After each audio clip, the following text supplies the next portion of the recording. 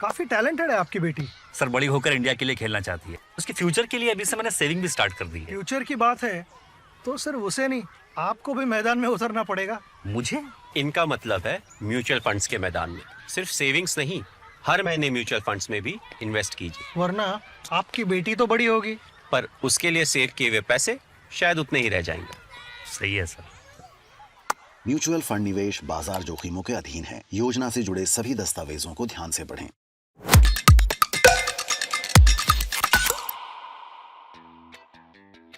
Yeah, I think it made it all the more special. The qualifiers in April was my fourth qualifiers with the team, and I think the disappointment, the loss, the heartache that you go through when you don't quite make it, just makes that. It made it just all the more special. Like all the emotions came up again, but I think this time, like it just felt the whole squad just felt different. Like going into our games, we had like a belief and a confidence that we just hadn't had before. And I think like before the game, a lot of us were just like, just felt ready. So yeah, qualifying was just unbelievable. It's one of the most emotional experiences of my life, I would say. I just remember us all running onto the pitch. We had Scotland flags. There was a lot of tears, a lot of like I think for a while it just didn't sink in. Like we all just ran out to the pitch and like in a big like group hug, jumping around, and it wasn't really until I saw my family that it really sank in. And yeah, I think there was a lot of tears. It was just it was just unbelievable, really. Yeah, I mean, it means the world to me personally, and I think for the whole team, really. This is sort of potentially a once-in-a-lifetime experience, and you just never know what's around the corner.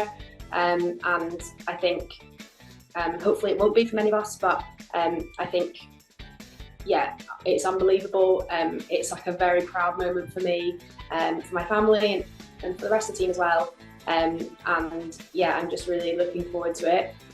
Preparation wise, like, yeah, I've been working really hard. I actually got injured at the qualifiers, so I've had a few months in the gym just really trying to get myself back in time for the World Cup. It's been pretty challenging, but it's been very motivating to have that the World Cup to look forward to and trying to get back on the pitch in time.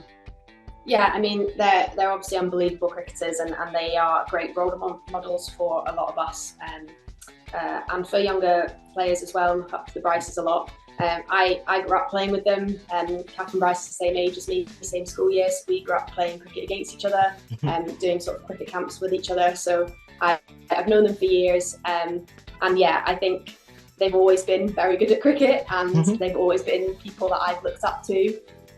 But I think the way they conduct themselves on and off the pitch just shows like how great they are as humans. Yeah, and I think they continue to perform for Scotland time and time again. So it's exciting to see what they can do on this world stage now. It's difficult to say. I think we don't really know what our schedule looks like in advance, and that's one of the disadvantages of being an associate nation. We're not part of these future tours programs. So I believe that we've qualified for the 50 over qualifier next year, but I'm not sure when or where that's held. So again, it's just getting ready when we get back from the World Cup, having a bit of time off to sort of absorb the experience, and then going again and getting ready for the next tournament. But yeah, I guess a lot of the time we don't know what's coming next, and that's out with a lot of people's control. Like Cricket Scotland don't know, and it's down to the fact that we're not part of that future tours programme. So yeah, I think hopefully we'll be looking towards the next T20 World Cup, the next 50 World Cup, but right now I think we've all eyes on the T20 World Cup here. Yeah, so I got invited to join the Oval Invincibles when I was still working full-time as a vet, and I think that experience, the month playing cricket full-time, really gave me an insight of what it could be like to be a full-time cricketer, and it actually led me to give up my job and get a contract with Lancashire Thunder. I've been there for just under a year full-time now, and yeah, it's been sort of revolutionary for my game in terms of the people I train with, but also the support down there. The amount of cricket we get is really good. I feel very grateful that I've been sort of involved in that setup, and I know that there's girls in Scotland who'd love to have that sort of setup, but yeah, I'm really grateful to it, and yeah, unbelievable really. If you'd have told me 3 years ago I'd be a professional cricketer, I probably wouldn't have believed you. So yeah, it's just really exciting. I was really happy, yeah. I was just ecstatic.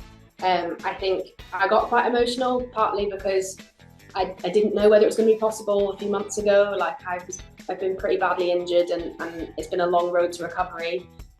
So yeah, I think the tough days have sort of made this or getting selected like all the more meaningful, because I knew how hard I'd worked to get to that point. And yeah, I'm just really happy to be here, and like I'm so proud of everyone in the squad, and I'm so proud to be here myself. So I moved to Scotland when I was 10, and I was sat next to a girl in primary school who became like my best friend, and her dad works at a local cricket club. They had just started up girls quick cricket, so I went along with her, and to be honest, I've never really looked back. I used to go every week, and I was that girl on the boundary doing handstands, but somehow I kept at it. I started playing for Scotland under-17s probably when I was about 16 or 17. That was my first experience of hardball cricket.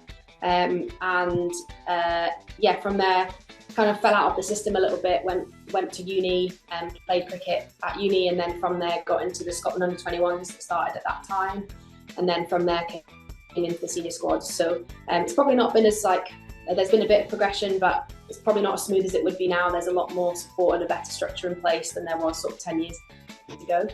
I think there's definitely similarities. It's sort of performing under pressure actually comes into play in both jobs. I've mostly done farm work, so a lot of the situations I deal with are emergencies, and it's just having that ability to think clearly and calmly under pressure is probably pretty key.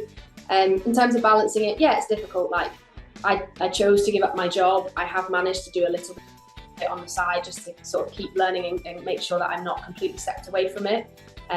But that, the ability to actually do cricket full time was an opportunity that I knew I couldn't turn down, and that I can be a vet for the rest of my life. I might have sort of 5-10 years max left of playing cricket. So knowing that I've got a career to fall back on, I think actually gives me that security that gives me the chance to give cricket a full go. But yeah, I think things have worked out for me in the sense that I didn't really get into the Scotland team until I was in university.